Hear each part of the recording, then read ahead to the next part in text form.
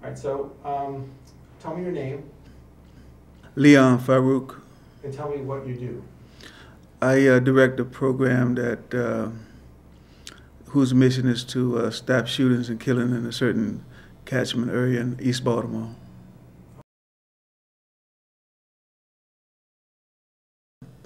And the population that we are targeting are those from 14 to 25 who have profiles of violence, who are gang members, gang leaders, people who are just released from prison, and who are mainly at risk for perpetrating a shooting or a homicide, or at risk for being a victim of such.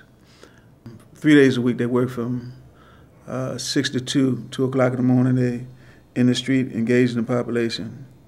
We're doing a lot of mediations. We're mediating conflicts between contending gangs or groups, and that is really proven very effective in preventing, acts of violence.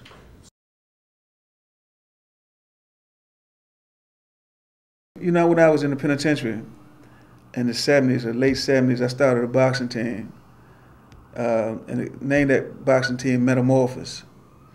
And I thought that by doing this, this was a vehicle that I would use it, where to instill guys' discipline. But I saw that I became quickly disillusioned, because what I saw was that all I was doing, all this was doing was getting them disciplined, but I wasn't changing how they was thinking. So they just became more disciplined, whatever they was. Whether they was a killer, whatever they was, they just be more disciplined, So I saw, that really I think that probably made it crystal clear for me that I had to address how they was thinking.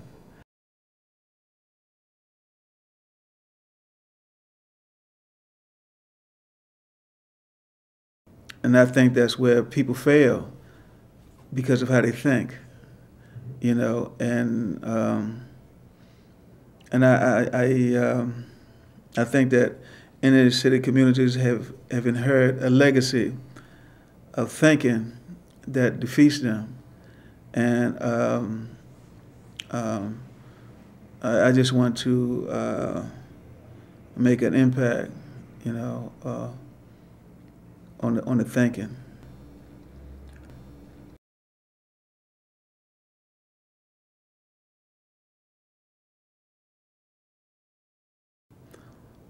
People really don't understand or realize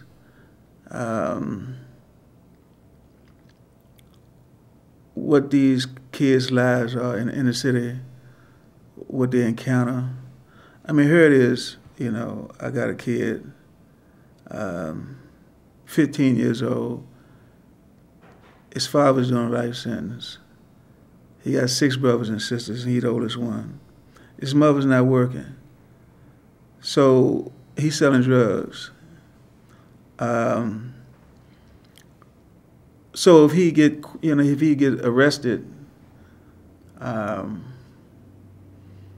the consensus or the opinion is that this guy is a low life. This guy is a violator, But in his mind, he's struggling to take care of his family, and that he doesn't have a lot of options.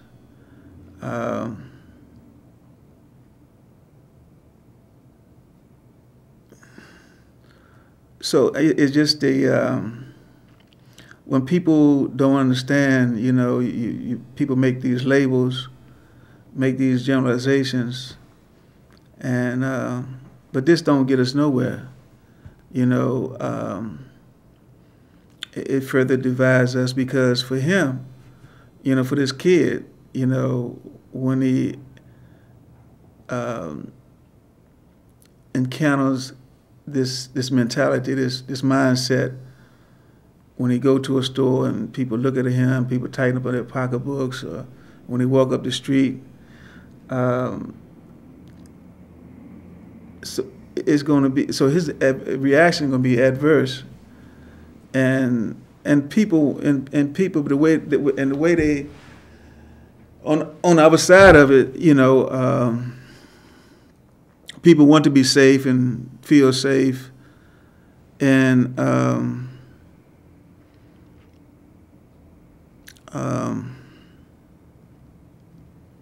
we just create all these.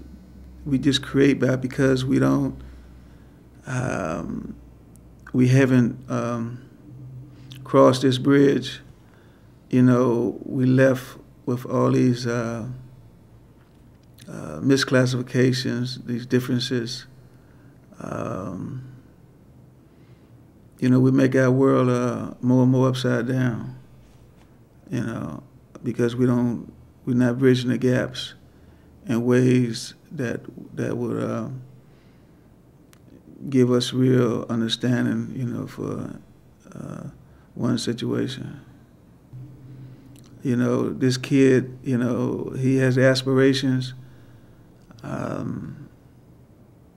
He wants a meaningful life. But his first thing is that his family got to eat.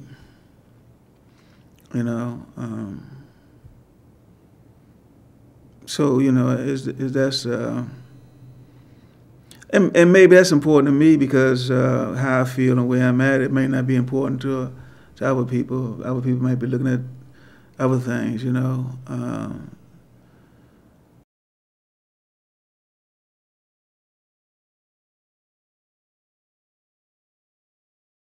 We went to roll call at the police precinct to explain what we are doing in the community. And so after we did that, and I went into the parking lot to go into my car. So a couple of the officers had was talking. We was walking towards the car. So he didn't believe that we could engage this population without something happened to us. I mean, they was convinced that we was going to get hurt, robbed, and But for a person that live in that community, they don't look at it like that. It's just their community. They don't feel threatened like that. But heard this outsider, he has this fear, this distorted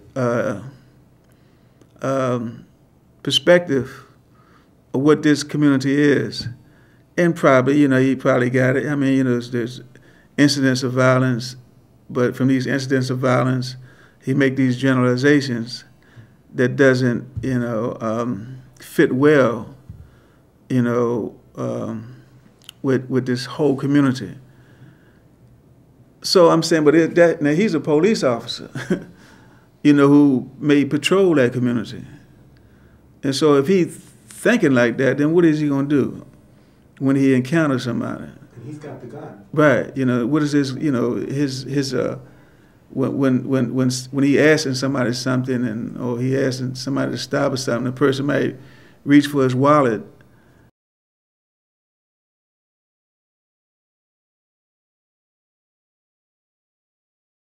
Last night we was mediating a conflict between two gangs, and these guys was also afraid,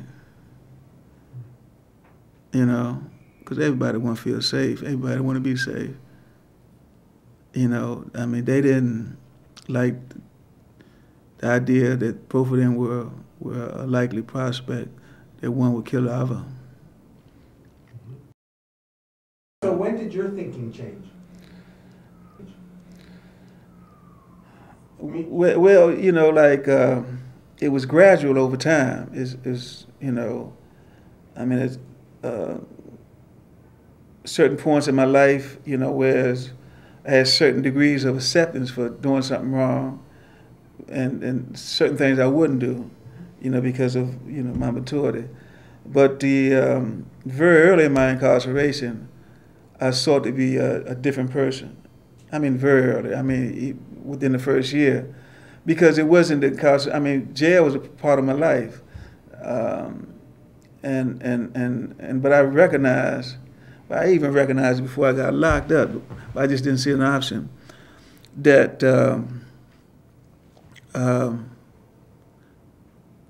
that I needed to change.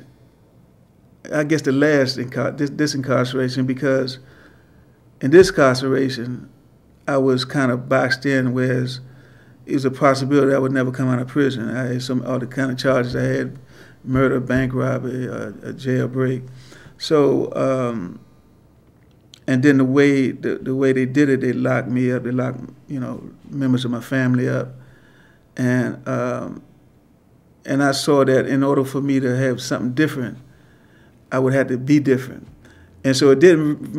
At that point, it really didn't matter to me whether I was in jail or not. I just wanted to be a different person. I wanted different results. But it wasn't contingent on me getting out of jail. It was. I just wanted different results, for my life, and I knew that in order for me to have that I would have to be a different person. That I would have to think different. And so, so I just started exploring, by reading books, reading, and doing in my incarceration. I went to college. At that time, you could get a BS degree with a Pell Grant. And so I got 2 BS degrees, and then in the early 90s, I got a master's degree. Family paid half of it. So, all those things, helped propel me and to the position that I'm having today. But the greatest thing was that, I really wanted to make an impact, because I saw in these kids myself. I saw myself in these kids, and I knew that they wasn't going to get it unless people like me give it to them. For a lot of these kids, the only time that they respect what you say, if you've been where they've been. For some of these kids, not all of them, but for some of them. And but when you've been where they've been, I think that you are in a position where you can help strategically steer them, to have better outcomes. And the most thing, if you care about them, and which I do.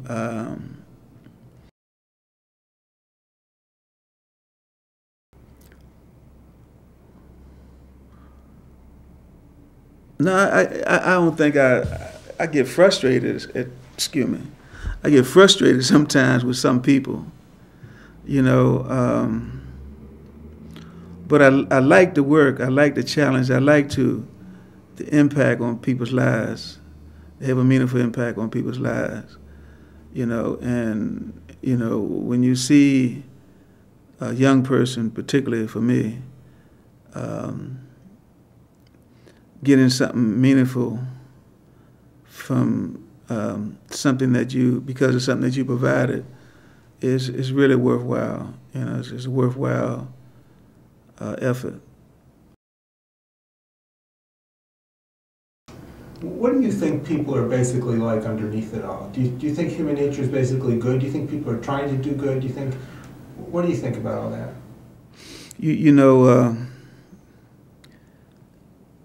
I have I done had first degree murder charge, and I believe probably when I was younger that I was probably one of the coldest, hardest guys that you want to meet. In fact, when I was in the federal system, they had me as classified as a homicidal touch-off, and I've been through a lot of institutions where human depravity is probably at its lowest inside of prisons and all this throughout this country.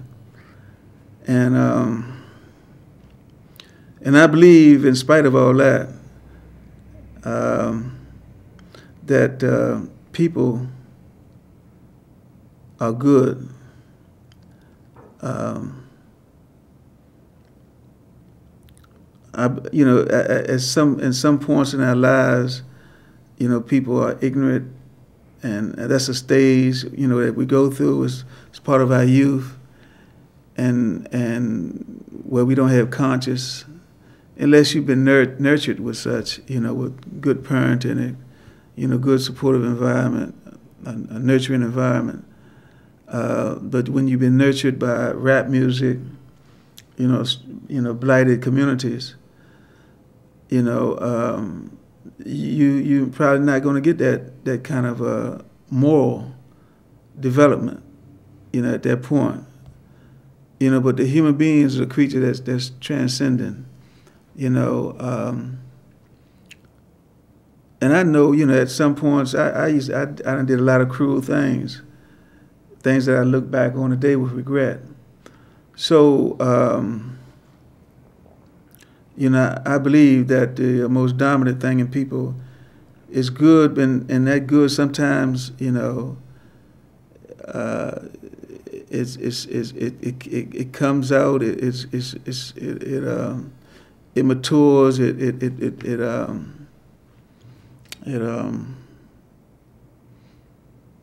comes, for some people it's not made at this point. You might not have it, but for this person, because it's the most dominant thing, that in time, with maturity, this person is going to, his thinking is going to come more in line, with his basic nature, which is good.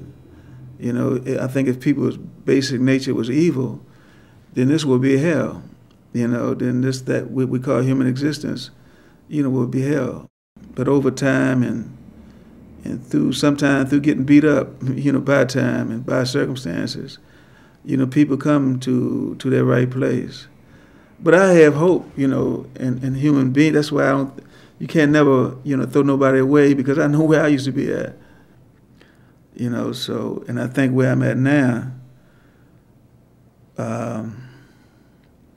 this is where I'm at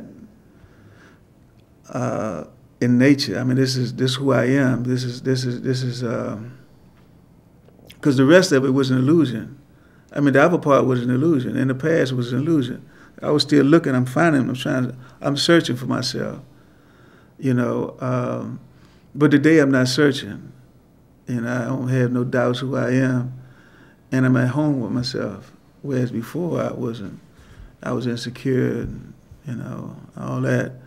So, but today I got a profound sense of security, and which means that I'm at home. But it took a while for me to get here,